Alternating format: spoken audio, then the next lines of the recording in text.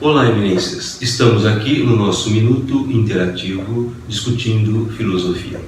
Hoje eu queria falar um pouco do Demócrito. Todo mundo conhece e bastante o Demócrito, porque ele é um dos primeiros a falar do átomo.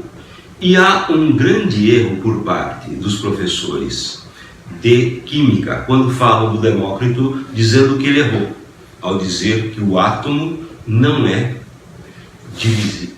divisível, que o átomo na verdade seria uma partícula divisível. Quem erra são os professores de química, porque o Demócrito falou isso há mais ou menos 6 séculos antes de Cristo. Por volta de 1800, um físico chamado Thomson, um inglês, pesquisando as partículas, chega a uma partícula e ele resolve chamar essa partícula de átomo. Não foi o Demócrito.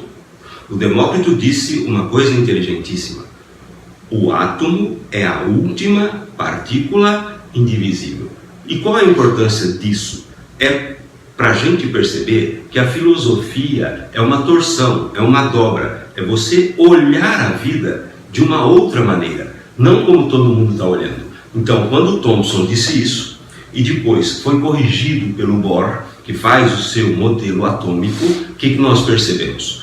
Que o Bohr começa a quebrar essa partícula chamada de átomo pelo Thomson. Mas, na verdade, quanto mais você vai quebrando estas partículas, e vão surgindo os gluons, os quarks, os neutrinos, isso e aquilo, ou seja, a tabela de propriedades subatômicas, o que nós percebemos? Percebemos que ainda vamos chegar a uma partícula indivisível. Então veja a genialidade de um cara chamado Demócrito, que diz, só usando a mente, uma verdade que provavelmente tudo que tem no mundo é montado como se fosse um grande brinquedo Lego a partir desses átomos que ainda não chegamos a ele. Então preste bem atenção na frase de novo. O átomo é a última partícula indivisível. Então, por enquanto, não sabemos se o átomo existe. O átomo do Demócrito, o do Thomson, o do Bohr são deles. O do Demócrito continua a ser um grandioso problema, uma genialidade. E vejam, a filosofia é isso. Quem fez isso? O Galileu Galilei. Como é que ele descobre a lei da inércia? Ele começa a pensar, retira todo o atrito, toda qualquer coisa que possa impedir que alguma coisa se mova no espaço, e ele então cria a lei da inércia. Se você pegar o Einstein, é a mesmíssima coisa.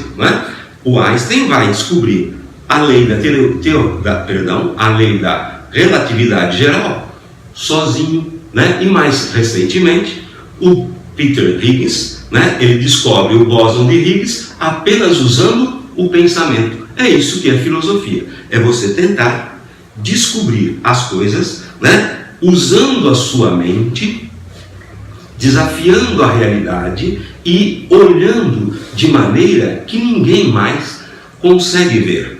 Então, Demócrito nos dá essa grande sacada. A vida é para ser olhada de maneira diferente. A filosofia, que também nos permite, nós já vimos isso, pensar o seguinte: ou somos idealistas, aproveite para examinar o seu cérebro, como é que você pensa, ou somos materialistas. Além dessas duas grandes transformações, temos outras. Quais são? As coisas estão em movimento ou as coisas estão paradas? Se você olhar para o Brasil, dá a impressão que está tudo parado, não há nenhuma transformação. Você tem as várias formas do mesmo. Na realidade, a filosofia nos ensina a pensar sobre isso. Se você pegar o Heráclito, o grande Heráclito, que vai dizer o seguinte: o que é que transforma tudo que tem no mundo? Tudo que tem no mundo é movido pelo fogo. É claro que fogo aqui é metáfora. Fogo é transformação. Fogo é modificação. Por isso que nós gostamos muito de olhar para as chamas, de acender o isqueiro, olhar o fogão, porque o fogo é aquela coisa que está em transformação, Ao mesmo tempo, se você pegar um palito, ele está aceso e já vai apagar, como a vida, né? Que é um devir e um não vir, e é um devir e a gente está se transformando o tempo todo. Então, na realidade, o Heráclito coloca essa questão. Não existe verdade, tudo está em plena transformação e as coisas são humanas, as coisas são do homem, não é? Não há uma verdade absoluta, tudo se transforma o tempo todo. Obrigado.